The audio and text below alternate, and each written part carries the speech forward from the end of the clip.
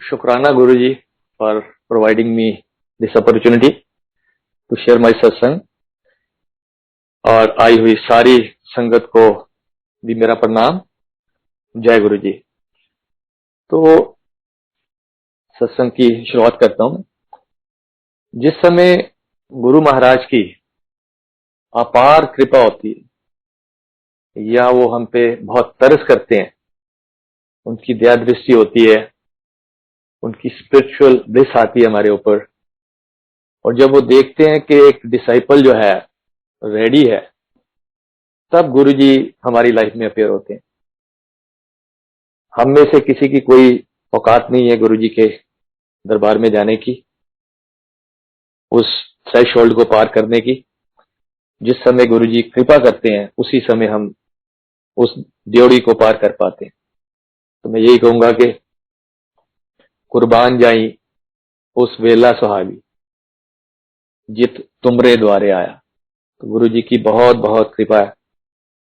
तो गुरुजी ने मुझे अपनी शरण में 2004 में लिया, इन मंथ ऑफ जुलाई। तो आज जुलाई का महीना है। सो अच्छा लग रहा है मुझे ये आज सत्संग शेयर करना। इसी महीने में 2004 में गुरुजी के पास गया था। तो जिस समय गुरुजी के पास गए तो मुझे एक कमांडर शर्मा अंकल गुरुजी के पास लेके गए थे, और जब हम एम्पायर स्टेट गए तो वो सीन जो है पहला, जब गुरुजी के दर्शन हुए, वो बहुत ही एक वंडरफुल सीन है जो कि आंखों में आज भी वैसे ही कैद है। गुरु महाराज ने बहुत ही प्यार के साथ देखा, जितने भी लोग हम गए थे, और कुछ इस तरह की भावना आ रही थी मेरे मन में, जैसे गुरुजी कह रहे हो अच्छा आ गए, कि जैसे कई जन्मों के बिछड़े होते हैं और उसके बाद गुरु महाराज अपनी शरण में बुलाते हैं। तो कुछ वैसे वाली प्यार मोहब्बत वाली फीलिंग थी।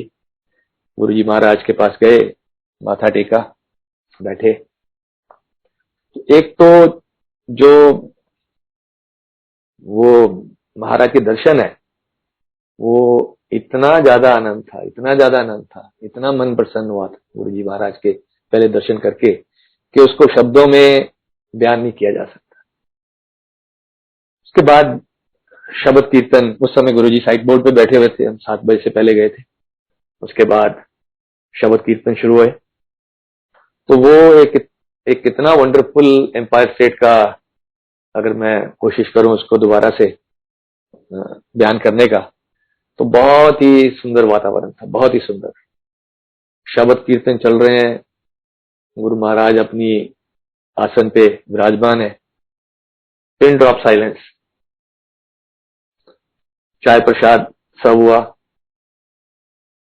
उसके बाद लंगर प्रसाद भी आया।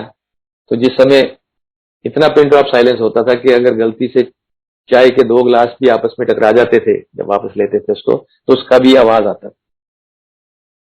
तो जैसे क्लास में प्रिंसिपल बैठे हों और बैठ के पढ़ा रहे हो, समझा रहे हो, तो कुछ ऐसे वाला इन्वायरमेंट वहां पे अपने को देखने को मिला। And I was so happy about it. मैं पंजाब से हूँ, गुरबानी से थोड़ा सा पहले भी जुड़ा हुआ था, तो गुरबानी सुन के बहुत ही आनंद आया, बहुत ही ज्यादा आनंद आया। It was really really wonderful experience. Langar prasad हुआ। उसके बाद हमारा पर्पस जो गुरुजी के पास जाने का था, वो पर्पस ये था कि सेक्टर 56 में जब हम लोग आए थे, तो इस तरफ कोई मंदिर नहीं था। मेरा एक रूटीन होता था मंदिर जाने का, रोज शिव जी पे जल चढ़ाने का। तो यहां हमने कोशिश करी, एक ट्रस्ट फॉर्म करी। तो तब कमांडर शर्मा अंकल और हम योगा प्राणायाम करते थे इकट्ठे। तब उनसे मुलाकात में उन्होंने बोला कि ऐसे हमारे गुरुजी हैं, अगर आप चलो तो ये आपका उनकी ब्लेसिंग से काम हो जाएगा। तो हमारा पर्पस गुरुजी के पास जाने का वो था। 8-10 ट्रस्ट के लोग थे हम जो गुरु महाराज के चरणों में गए। वो मुझे बाद में पता लगा कि कई बार तो गुरुजी 6-6 महीने, साल भी बात नहीं करते थे। We were lucky enough. Commander Sharma ने ये बोला कि गुरुजी पंजाबी में बात करते हैं, तो बात करें तो आप बात कर लेना, क्योंकि जैसे मैंने बताया मैं पंजाब से हूँ, तो पंजाबी समझ में आती है। तो लंगर प्रसाद होने के बाद हम गुरुजी को माथा टेकने के लिए गए। तो जैसे उस दिन बात करी, उसके बाद दोबारा कभी ऐसी हिम्मत ही नहीं हुई बात करने की। पता लगा गुरुजी कई बार 6-6 महीने, साल बात नहीं करते, लेकिन उस दिन उन्होंने बात करी भी, बात सुनी भी। तो हमने प्रार्थना करी, ऐसे ऐसे गुरुजी इस काम के लिए आए हैं, मंदिर के लिए, तो ये आपकी ब्लेसिंग चाहिए। गुरुजी ने कहा ब्लेस्ड। तो इतना कह के जब हम लोग बाहर आए तो कमांडर शर्मा काफी खुश थे। वो इतने ज्यादा खुश थे कि उनके हिसाब से तो मंदिर की जमीन भी अलॉट हो गई और मंदिर बन भी गया, क्योंकि वो गुरुजी के बारे में जानते थे पहले से कि उनके मुंह से कोई शब्द निकल गया तो वो बस समझो कि पूरा हो गया। हमें उस समय अभी उतना नहीं पता था, नेवरदलेस। तो this was our first day, और उसमें मन बहुत ज्यादा प्रसन्न हुआ टोटल इन्वायरमेंट देख के, कि जब लंगर प्रसाद आया तो लंगर प्रसाद 4 लोग एक ही थाली में खा रहे हैं, आपको नहीं पता आपके सामने कौन बैठा हुआ संगत में से। तो आई सीन हिंदू, मुस्लिम, सिख, ईसाई, सारे सारे सेक्स लोग वहां पे देखे। और एक और जो बात देखी कि 9 बजे के बाद जिस समय लंगर शुरू हुआ, 9:30 के आसपास जो है वो जो पहले शब्द कीर्तन चल रहा था, फिर कुछ भजन चल रहे थे, उसके बाद बीच बीच में वो कुछ गुलाम अली जी की गजल, कुछ पंजाबी लोकगीत। तो जिस समय लगे तो मैं ऐसे करके शर्मा जी की तरफ हैरान होकर देखा कि शायद वो जो डीजे अंकल है उनसे कोई गलत कैसेट लग गई। बट आई वाज टोल्ड के नहीं, ये गुरुजी महाराज जो है ना, ये आपको जो रास्ता दिखाते हैं वो रसिक और बैराग, ये दोनों का एक राइट कॉम्बिनेशन देते हैं। कि अकेला बैराग भी जो है वो आपको हिमालय पर्वत पे भेजने के लिए काफी होता है, तो आपको सिर्फ बैराग भी नहीं चाहिए और अकेला रसिक भी नहीं चाहिए, उसमें फिर आप फंस जाते हैं संसार के धंधों में। तो गुरुजी इन दोनों चीजों का एक परफेक्ट कॉम्बिनेशन देते हैं। तो गुरुजी को पता है कि 7 से 9 से ज्यादा ये शब्द कीर्तन सुन नहीं पाएंगे, तो इसलिए 9, साढ़े 9 बजे तक गुरुजी उस माहौल को लाइट कर देते, बहुत ही ज्यादा लाइट। तो it was looking like that के किसी पार्टी में बैठे हुए हैं। सो वो फर्स्ट इंप्रेशन, इतना मजा आया, इतना मजा आया। उसके बाद घर आ गए। तो before attending this was basically on 29th of July 2004, 29 जुलाई को हम लोग गुरुजी के पास गए, थर्सडे के दिन। गुरुजी के पास जाने से पहले शर्मा अंकल मेरे को, मेरी आंटी को, मेरी वाइफ को, दोनों को मदान अंकल के घर एक सत्संग था 25 जुलाई को, तो वहां पे भी लेके गए थे। तो जैसे मैं अब आज सत्संग शेयर कर रहा हूं, तो वहां गुरु महाराज की फोटोग्राफ लगी हुई थी और काफी डिवोटीज आए थे, शब्द कीर्तन लगा। उसके बाद डिवोटीज ने सत्संग शेयर करना शुरू करा। अलग अलग तरह के सत्संग थे, कुछ हेल्थ रिलेटेड थे, कुछ रिलेशनशिप है, कुछ किसी की बच्चे की शादी नहीं हो रही, तो काफी तरह के अलग अलग सत्संग वहां पे सुनने को मिले। तो जब सत्संग सुन रहा था तो शर्मा जी को तो नहीं ये बोला मैंने, मन में ही ऐसे करके उस समय विचार एक आया कि ये ठीक है, गुरुजी ने इसका ये ठीक कर दिया, इसका वो ठीक कर दिया, इसको ये दे दिया, पर इसको सुनाने की क्या जरूरत है। तो उस समय मुझे समझ नहीं थी, मन ही मन सोचा कि ऐसा लगता है ये गुरुजी का कोई मार्केटिंग डिपार्टमेंट इन एक्शन है, कि कुछ 2, 4, 5, 10 लोग पकड़ लेते होंगे और वो अपनी अपनी स्टोरी सुनाते रहते होंगे। So this was my first thought. लेकिन गुरुजी के पास जाने के बाद गुरुजी ने 3 हफ्ते में ही इतना कुछ कर दिया, इतना कुछ कर दिया। I will be sharing in brief.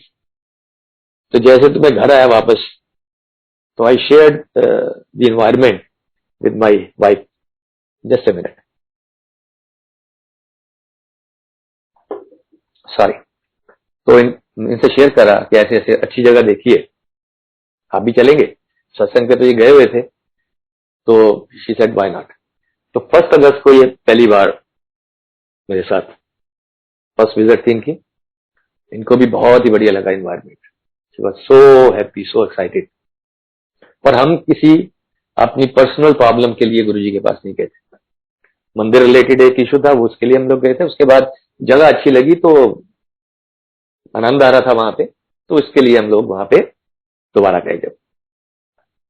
लेकिन ये हमें बाद में पता लगा कि गुरु महाराज जो है एक ही नजर में आपकी हिस्ट्री केमिस्ट्री अगली पिछली सारी वो जान लेते हैं, आपका पूरी जो है वो आपको स्कैन कर देते हैं। तो हमारी फर्स्ट विजिट जब आंटी की हुई, खुशी खुशी हम लोग आए, और वही दिन था कि हमें एक A4 साइज की गुरुजी की एक फोटोग्राफ भी मंदिर से मिल गई। और ये बात भी मुझे बाद में पता लगी कि कमांडर शर्मा अंकल ने बताई कि मे बी उनको एक छोटा फोटोग्राफ मिला था आफ्टर 6 मंथ्स। तो गुरुजी की ब्लेसिंग्स रही कि हमारे पास एक A4 साइज का फोटोग्राफ आ गया। थोड़े थोड़े सत्संग भी सुने थे, लेकिन मैं ऑनेस्ट रहूंगा आपके साथ, ऐसा नहीं हुआ कि उस फोटोग्राफ को घर आके, हर घर में एक मंदिर होता है छोटा सा, तो मंदिर में नहीं रखा, क्योंकि उस समय वो मेरे लिए भगवान नहीं थे, गुरु थे। मंदिर के ऊपर करके एक जगह भी फ्रेमिंग भी नहीं हुई अभी, वो फोटोग्राफ को हमने रख दिया। So after this first visit, अब हमारी आंटी की एक प्रॉब्लम 6-7 साल से चल रही थी। सो उनकी एक गायनी प्रॉब्लम थी, एंड्रोमेट्रियोसिस, और इस तरह के इश्यूज चल रहे थे। कई साल हमने उसके साथ स्ट्रगल करने के बाद 2003 अगस्त में उसकी सर्जरी करा दी। आफ्टर दिस सर्जरी उसके बाद 2-3 महीने आराम रहा, लेकिन फिर ऑन एंड ऑफ वैसे ही प्रॉब्लम आती रहती। कभी दर्द शुरू हो गया एंड फिर इन्वेस्टिगेशंस करते थे, लेकिन इन्वेस्टिगेशंस में हमें कुछ मिल नहीं रहा था। इवन एक लास्ट अल्ट्रासाउंड भी कराया, नो इशू, कुछ नहीं। Kidney stone, no issues. Muscular pain होगी जी, मतलब प्रॉब्लम ही आइडेंटिफाई नहीं हो रही थी। लेकिन गुरुजी की पहली विजिट के बाद एक आध दिन बाद रात को इनको बहुत ही ज्यादा सीवियर दर्द हुई, मेरी वाइफ को। इतनी सीवियर के बस ये कह रही कि मुझे उठा लो, बस या ठीक करो या उठा लो। और ये भी कह रही कि आप तो कह रहे थे कि गुरुजी की फोटोग्राफ घर आ जाए तो बहुत कल्याण हो जाता है, गुरुजी के पास जाके कल्याण हो जाता है। ये मेरी तो प्रॉब्लम बहुत बढ़ गई। एनीवे, नेक्स्ट डे हमने फिर डॉक्टर के पास गए, लाइन अप करा, जिसने कि सर्जरी के लिए रिकमेंड करा था। और सर्जरी कराने के बाद हमने उसको फाइल दिखाई थी, सेड एवरीथिंग इज ऑलराइट। अब इन्हीं के पास जब वापस गए तो यही फाइल पढ़ने के बाद कहते कि ये एक ओवरी के बारे में इसमें क्लियर नहीं लिखा हुआ, इसका क्या करें ना। तो उसने एक बैटरी ऑफ टेस्ट, 8-10 टेस्ट उसने लाइन अप करे, वो टेस्ट होते रहे, और शाम तक जो है वो प्रॉब्लम क्रिस्टल क्लियर होकर सामने आ गई थी कि एक ओवरी अभी भी इनकी अंदर थी। हम सोच रहे थे कि जिस काम के लिए सर्जरी करी है वो खत्म हो गया, लेकिन वो अंदर ही एक बहुत बड़ा एक मास बन गया था। उसकी वजह से ही एक इनकी किडनी थी वो स्वॉलन होकर डबल साइज की थी। लेकिन गुरुजी के पास जाने से करीबन हफ्ता 10 दिन पहले यहाँ गुड़गांव में उमा संजीवनी में हमने एक अल्ट्रासाउंड कराया था, और किसी को कुछ नहीं उसमें समझ में आ रही। तो गुरुजी के पास जाने के बाद दूसरे तीसरे दिन इनकी जो है प्रॉब्लम आइडेंटिफाई हो गई। सॉरी, कि जो इतनी देर से प्रॉब्लम आइडेंटिफाई नहीं हो रही, एंड डॉक्टर सेड के इनकी एक इमीडिएट सर्जरी और रिक्वायर्ड है। एनीवे, हम लोग रश करे रात को ही हॉस्पिटल के लिए। बाय दैट टाइम जब डॉक्टर साहब के पास गया तो उधर से जनकपुरी साइड में डॉक्टर थे हमारे, तो गुरुजी की फोटोग्राफ भी ले गया, फ्रेम भी करा ली। और जब हॉस्पिटल जाने के लिए हम तैयार हुए तो गुरुजी की फोटोग्राफ भी हमने साथ में रखी, और रास्ते में सोचा कि चलो गुरुजी की ब्लेसिंग लेके चलते हैं। उस समय हमें प्रोटोकॉल भी क्लियर नहीं थे कि गुरुजी के पास कितने बजे जाते हैं, कितने बजे के बाद नहीं जाते। 11, सवा 11, 11:30 का टाइम था, तो सोचा बस 2 ही मिनट जाएंगे गुरुजी से प्रार्थना करके कि ऐसे ऐसे इस काम के लिए जा ले, ब्लेसिंग ले लें। सो जिस समय हम एम्पायर स्टेट पहुंचे तो अभी जाके बैठे ही हैं, तो ऐसे करके गुरुजी ने इशारा करा। तो मुझे तब तक पता लग गया था कि गुरुजी कई बार 6-6 महीने, साल बात नहीं करते, तो मैंने सोचा किसी पुरानी संगत को बुलाया होगा। दूसरी बार करा, जब तीसरी बार करा तो ऐसे ही साइड से किसी ने कोनी मारी, अंकल ने कि गुरुजी आपको बुला रहे। तो हम लोग दोनों गए, मैं और मेरी आंटी, गुरुजी से हाथ जोड़े प्रार्थना करी कि इस काम के लिए, ये सर्जरी के लिए लाइंड अप है, इसके लिए जा रहे हैं, तो आपका आशीर्वाद लेने के लिए आए, ब्लेस्ड। तो गुरुजी की ब्लेसिंग लेके हम लोग वहां से निकले। तो क्रेडल हॉस्पिटल उस समय खुला था नया नया ग्रेटर कैलाश में, वहां एडमिशन हुआ, सीनियर डॉक्टर्स की विजिटिंग, तो वो आई वहां पे। लेकिन सारा देखने के बाद 2-3 दिन ट्रीटमेंट करने के बाद उन्होंने कहा कि यहाँ सर्जरी नहीं होगी, आपकी सर्जरी अपोलो में होगी और सर्जरी जरूरी है, विदाउट दैट। और सर्जरी की उन्होंने डेट भी दे दी। इतना क्या है कि जब हम लोग घर आए दूसरे तीसरे दिन, तो घर आके एक अपॉर्चुनिटी हमें मिली गुरुजी के पास जाने की, थर्सडे। तो वो समय, जिस समय कहते हैं कि जब टफ लाइफ होता है, टफ समय होता है लाइफ में, तो that is the best time to connect spiritually. तो मेरी वाइफ उस समय, आंटी जो है, वो शब्द चल रहे थे, तो ये मेरे को बता रही कि मुझे और कोई नजर नहीं आ रहा था, गुरुजी और मैं। और गुरुजी से उस समय एक शब्द चल रहा था, एको नाम ते आए मन मेरे।